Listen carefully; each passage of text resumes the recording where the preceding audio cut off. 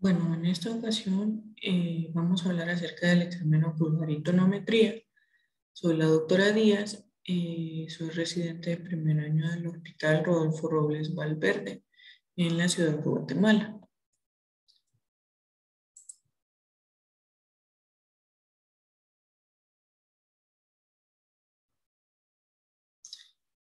Para comenzar, el examen ocular siempre debe tener en cuenta lo que son los parámetros de la refracción y la luz de bolsillo.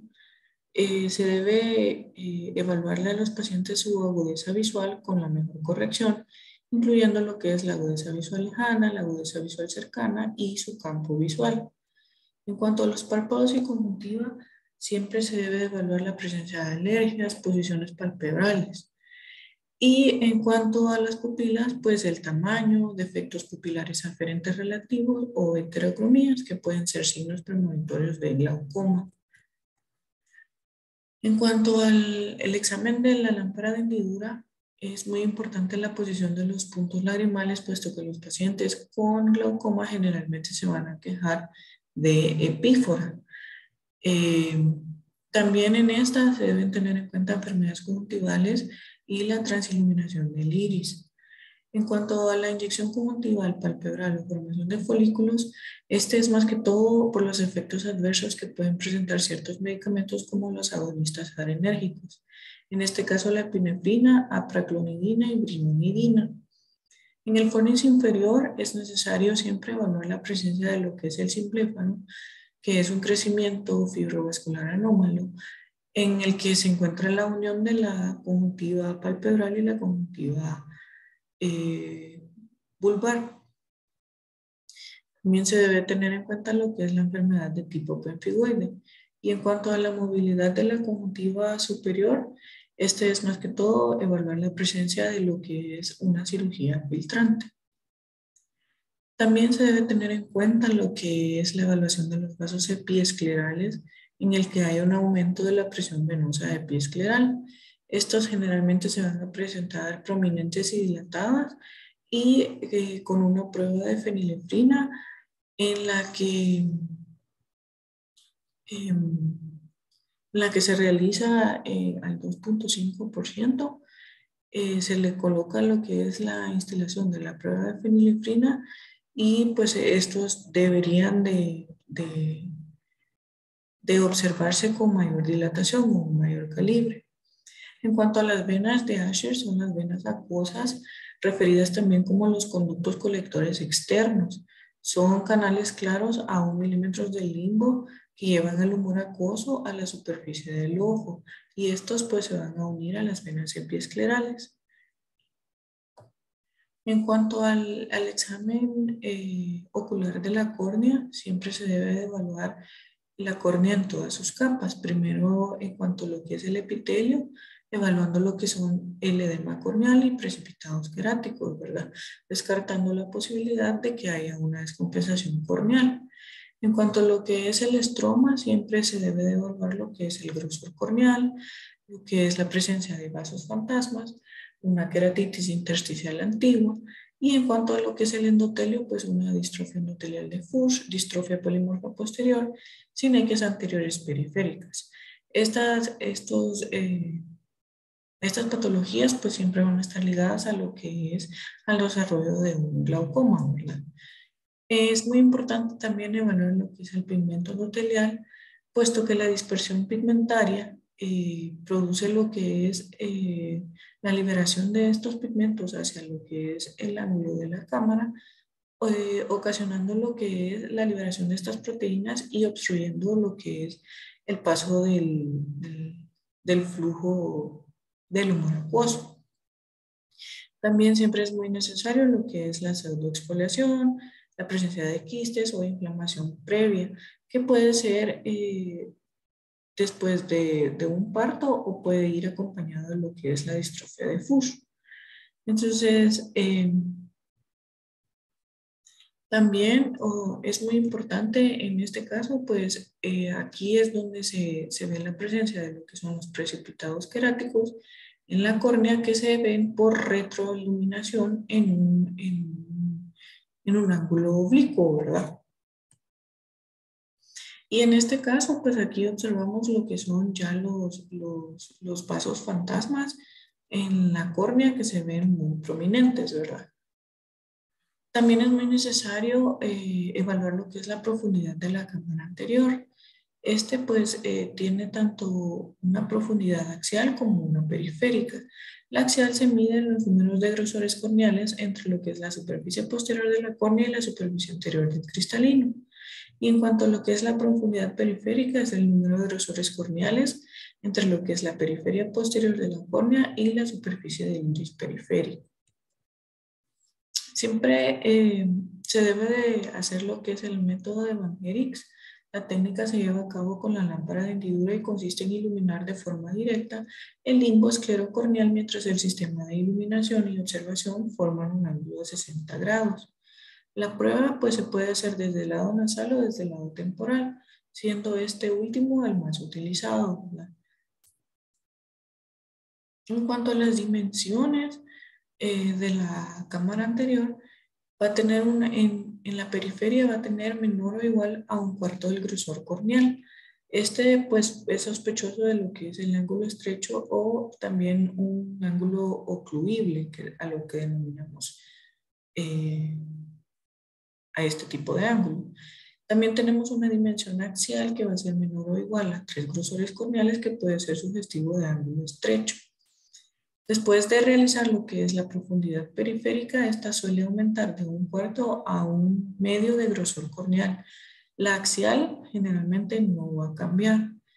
Secundario a un bloqueo pupilar relativo en la mayoría de los ojos fáquicos de edad avanzada, la presión de la cámara posterior puede ser mayor al de la cámara anterior y el iris periférico se hincha de forma convexa hacia la córnea periférica. Se debe de tener en cuenta que la iridotomía periférica logra igualar lo que es las presiones entre la cámara posterior y la cámara anterior. Y en cuanto a lo que es la longitud axial, refleja lo que es la posición del cristalino. En ojos hipermétropes, el cristalino va a estar más cerca de lo que es el endotelio corneal. Eh, las condiciones que pueden causar cambios en la profundidad axial de la cámara anterior, pues dentro de estos tenemos lo que es el glaucoma maligno, ocasionando un estrechamiento de la cámara anterior axial con elevación de la presión intraocular por un posoperatorio de una cirugía filtrante, aumentando también lo que es el volumen del segmento posterior. En el iris es muy importante lo que es la transiluminación transpupilar. Se debe de evaluar con bajo aumento, buscando lo que es un síndrome pseudoexfoliativo, defectos peripupilares y también lo que es el síndrome de dispersión pigmentaria. Eh, Siempre teniendo en cuenta los defectos radiales en la periferia media. En el collarete de iris es muy importante la búsqueda de exfoliación, rubiosis, ectropio nubial, desgarro de esfínter y pupilas excéntricas, que nos dan el indicativo de la descompensación que podría haber en lo que es la cámara posterior. En la textura del iris es muy importante observar la presencia de nevus. Los nevos se pueden visualizar como nódulos en un síndrome iridocorneal endotelial o en una neurofibromatosis. También lo que son masas como un melanoma o un santogranuloma juvenil. Y áreas grises que nos pueden dar la pauta de un cierre angular previo e iritis. En este caso, en la imagen C, observamos lo que son los pequeños nódulos ya en el collarete del iris. Y pues en este caso se ven las fibras del músculo del iris ya atrofiadas, ¿verdad? En cuanto al iris, también es importante observar la presencia de membranas. Estas pueden estar en la superficie o bien si pueden extender a lo que es la cámara anterior, por ejemplo en los quistes epiteliales. Generalmente estas van a estar asociadas con los síndromes iridocorneales endoteliales, la recesión del ángulo y ciertas afecciones postinflamatorias. En cuanto a los quistes del epitelio pigmentario del iris, estos no se pueden observar directamente. En ocasiones se pueden observar cuando nosotros hacemos una dilatación pupilar, una IP y una gonoscopía. En el glaucoma neovascular siempre se debe observar lo que es la presencia de una membrana fibrosa con una pérdida de la textura del iris. En el cristalino es muy importante observar el cristalino con una pupila no dilatada posterior a la dilatación y en Glaucomflecken. En la pupila no dilatada, el área pupilar central muestra un disco de exfoliación translúcido y enmarañado. En posterior a la dilatación, siempre es necesario buscar lo que es la exfoliación o pigmento en las fibras celulares. También puede haber presencia de pigmento en lo que es la la cápsula anterior o la cápsula posterior del cristalino. Es muy necesario también tener en cuenta lo que son las opacidades del cristalino y la subluxación parcial, que generalmente la subluxación parcial son secundarios a patologías congénitas o bien secundarios a un traumatismo. En cuanto al Glaucomflecken, se da secundario a lo que es un antecedente o siempre se debe tener en cuenta que se da a un antecedente del cierre angular agudo previo. Y pues se observa en lo que es la corteza anterior del cristalino como lo vemos aquí. En pues se puede observar como que si fuera en algunas literaturas lo mencionan como que si fuera una dispersión de leche, o sea, como una mancha secundaria a la leche, ¿verdad? En el vitrio se debe examinar el vitrio anterior en busca de células o pigmento. Las partículas del pigmento en el vitrio pueden verse con inflamación, pero en ocasiones están asociadas con un desprendimiento de retina. A esto se le va a denominar lo que es el síndrome de Schwartz. Se debe registrar la presencia de un desprendimiento de vitrio posterior si en todo caso este está presente. La evaluación de los medios oculares. Se debe hacer lo que es una oftalmoscopía indirecta, siempre evaluando lo que es el ojo derecho del paciente, nosotros evaluándolo con nuestro ojo derecho y el ojo izquierdo del paciente evaluándolo con lo que es nuestro ojo izquierdo. Este se debe realizar después de lo que es el examen de la lámpara de hendidura. La lámpara de hendidura se debe realizar antes de cualquier manipulación de los ojos. La mejor manera de evaluar la contribución de medios para la disminución de la agudeza visual es con lo que es el oftalmoscopio directo, que permite una visión clara del disco óptico, ya dándonos la pauta de que el paciente pues tiene una agudeza visual de 20/20. Y si se observa una visión borrosa del disco óptico, el paciente generalmente va a tener una visión o una agudeza visual de 20/200. El disco óptico. Se debe realizar una evaluación del nervio óptico con un lente de 90 dioptrías. Se hace con frecuencia en busca de cambios sugestivos de glaucoma. Se debe hacer con y sin dilatación y evaluando la papila en cuanto a los cambios del contorno del ahuecamiento. Tener siempre presente lo que es la evaluación de las 5 R's.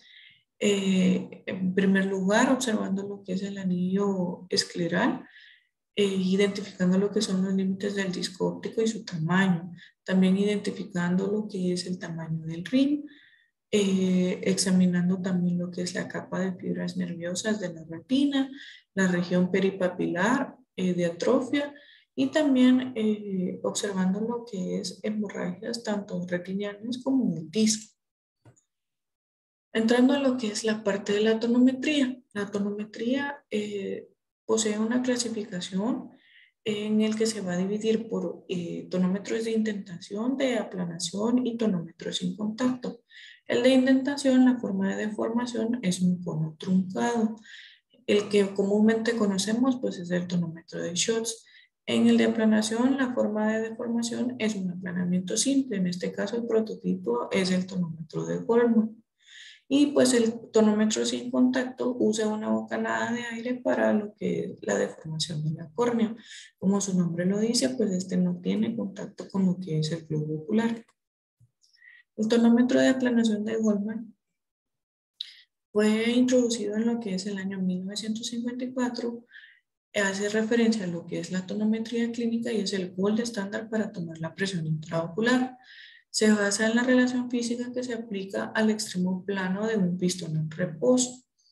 La presión contra el pistón se va a calcular a partir de la fuerza aplicada al pistón dividida por el área de la cara del pistón. Los factores que nos pueden complicar esta situación pues es la atracción capilar de la película lagrimal, una rigidez escleral y la curvatura corneal. El tonómetro de Coleman surge por lo que es la ley de McCulloch-Fick, que comúnmente se conoce como lo que es la ley de Imbert-Fick. Esta establece que la fuerza externa, es lo que es el significado de la W, contra una esfera es igual a la presión en la esfera. Esta presión en la esfera se multiplica por el área aplanada por la fuerza externa, dándonos lo que es esta fórmula. W es igual a PT por A.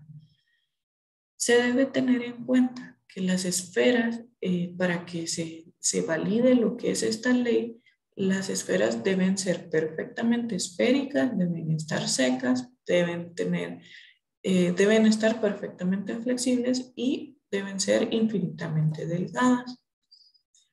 Describiendo lo que es el tonómetro, grosso modo, se monta en una lámpara de hendidura estándar. Son dos prismas divisores de haz dentro de la unidad de aplanamiento que convierten ópticamente el área circular de contacto corneal en semicírculos. El diámetro de contacto corneal de este va a ser de 3.06 milímetros. Si vemos aquí, pues es un pistón, ¿verdad? Que está en reposo, aplica su fuerza aplanando lo que es la córnea. Pueden haber fuentes de error que nos pueden dar una presión intraocular errónea. Dentro de estas fuentes de error también está lo que es la cantidad adecuada de fluoresceína. Esto tiene que ver mucho con lo que es la película lagrimal del paciente. También una alineación vertical inadecuada, es decir, cuando un semicírculo está más grande que el otro. Y también pueden haber desviaciones del grosor central corneal. Cuando este grosor corneal central tiene desviaciones de su promedio, que va a ser 520 micrómetros o micras. ¿Cómo se va a realizar la técnica de la medición con el tonómetro de aplanación? Pues se aplica anestesia tópica y fluoresceína al 0.25. Esta se puede realizar con tiras de fluoresceína, ¿verdad? Se aplica lo que es la luz azul o de cobalto para mejorar lo que es la fluorescencia, y en la lámpara de hendidura se van a observar los dos arcos semicirculares amarillo verdoso brillante. Estos arcos deben verse con un enfoque nítido.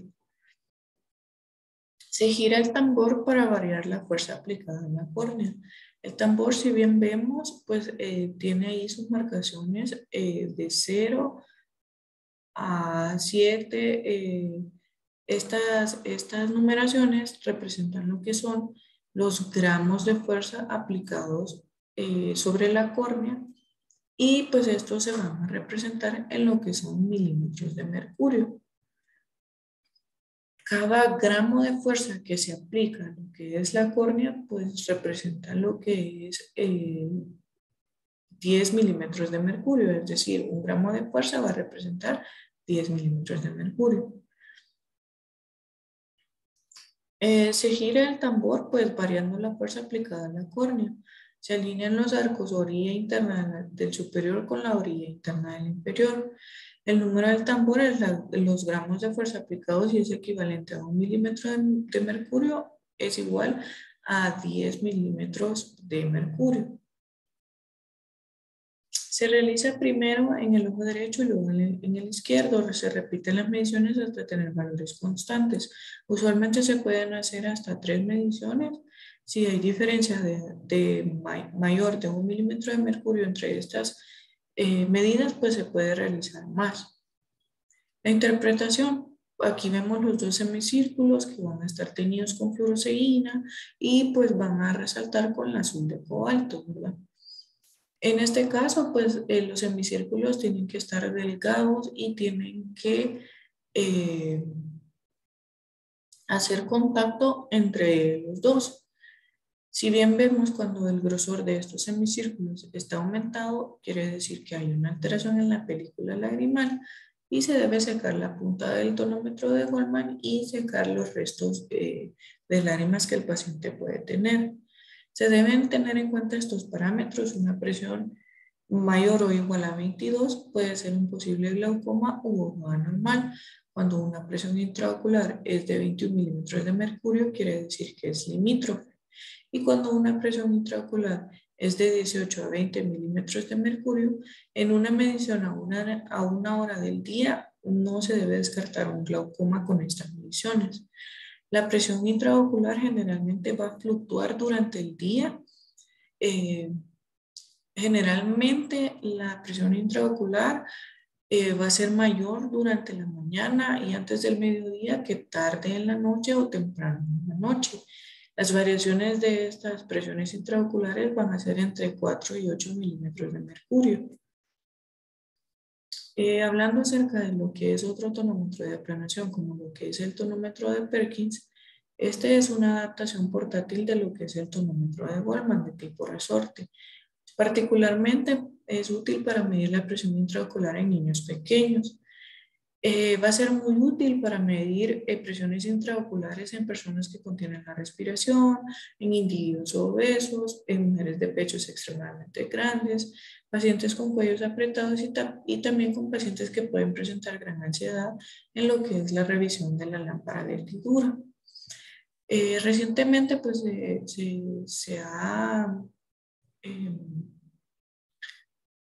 se ha utilizado lo que es el tonómetro de Pascal. Es un tonómetro muy reciente, muy nuevo, que contiene una cubierta desechable, muestra repetidamente la presión intraocular 100 veces por segundo, además de la amplitud del pulso ocular y la frecuencia del pulso sistémico.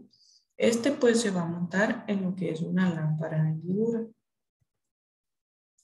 Hablando acerca de lo que son los tonómetros de indentación, este es el tonómetro de Schutz. Este fue, su prototipo se introdujo en 1905. Friedenwald fue quien matemáticamente hizo que este tuviera un respaldo haciendo conversiones por medio de una tabla. Las ventajas de este tonómetro de Schutz va a ser portátil, fácil de usar, de bajo precio y pues tiene una disponibilidad inmediata. En este caso, se toma estas mediciones con la posición supina con una mirada vertical.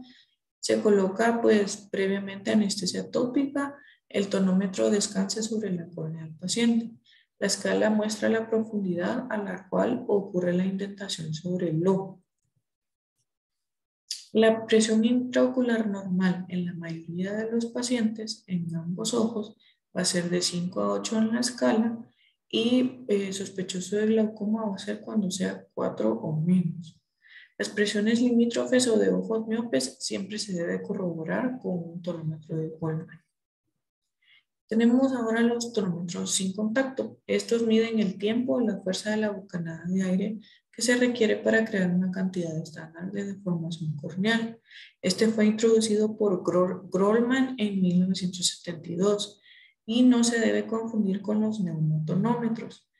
Este generalmente va a brindar datos adicionales sobre lo que es la histéresis corneal, dando lo que son los valores sobre la elasticidad corneal. Este pues mide la presión intraocular en un intervalo de tiempo de 1 a 3 milisegundos y pues va a ser aleatorio con respecto a la fase del ciclo cardíaco. El neumotonómetro calcula la presión por medio del cálculo de la fuerza necesaria para aplanar una porción corneal con una membrana elástica.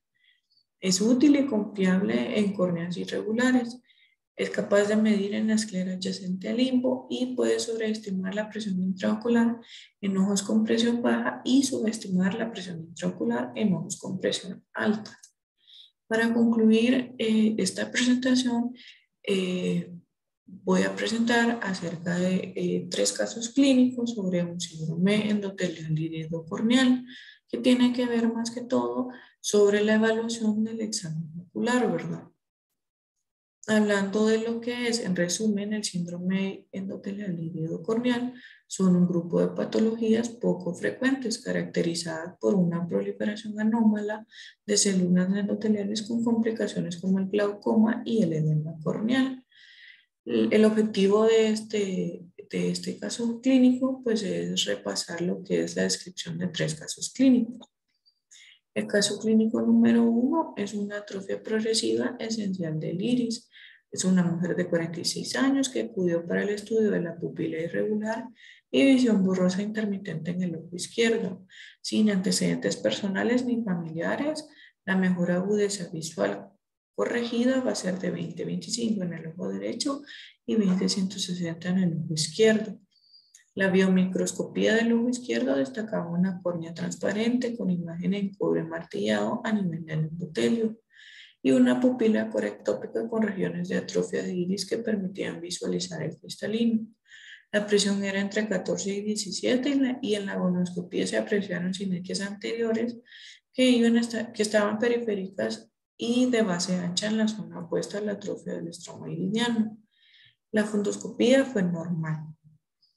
En cuanto al caso clínico, número 2 es el síndrome de Chandler, una mujer de 38 años que acudió por desviación de la pupila del ojo derecho. En la exploración oftalmológica destaca una mejor agudeza visual corregida de 20-160 en el ojo derecho y en el ojo izquierdo. En la biomicroscopía se aprecia una córnea transparente, una pupila corectópica y placas de atrofia de iris difusas y de espesor incompleto. En la gonioscopía se identificaron sinequias anteriores y posteriores, observándose en el OCT del segmento anterior un cierre completo del ángulo con contacto iridocorneal. Tras un año de seguimiento se inició episodios de uveitis anterior hipertensiva ipsilaterales a repetición. En el caso número 3 es el síndrome de Cogan-Reese, una mujer de 46 años con antecedente de síndrome de Cogan-Reese en el ojo izquierdo, cuyo glaucoma fue tratado con trabeculectomía. Mejor agudeza visual corregida de 20-25 en ambos ojos. Y pues aquí vemos los múltiples nódulos pedunculados y marronáceos que se distribuían de manera difusa por el estroma del iris, en este caso aquí. En la imagen vemos los nódulos marronáceos. La presión era de 23 milímetros de mercurio con 2 fármacos hipotensores. Al revisar la ampolla de filtración se observó una obstrucción del óstium escleral por una membrana pigmentada. Y la conclusión, pues el síndrome iridocorneal endotelial es una patología poco frecuente. Siempre se debe realizar una exhaustiva exploración del segmento anterior, fijándonos en los signos mostrados tanto en el iris como en la córnea para poder establecer un correcto diagnóstico diferencial entre las variantes. En todos los pacientes resulta elemental el seguimiento mediante exploraciones periódicas para poder actuar de forma precoz ante el inicio de complicaciones. Y en esta ocasión pues les voy a dejar este video donde se da lo que